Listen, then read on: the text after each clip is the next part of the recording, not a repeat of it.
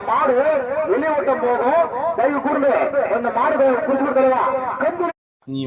நீ போய் தனியா இருந்து எல்லாம் என்ன பண்ணிக்கப்பா. வீட்டை விட்டு கிளம்பி வராத. உன் சொத்து பூராத்தையும் பாசத்துக்கு மட்டும் தான் அடிமை. யாரையுமே பண்ணதில்ல கொடுமை.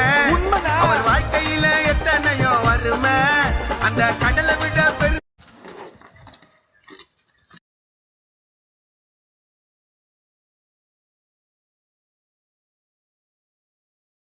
மாடு வெளியோட்டம் போகும். தயவு கூர்ந்து நீ போய் தனியா இருந்து எல்லாம் என்ன பண்ணிக்கப்பா.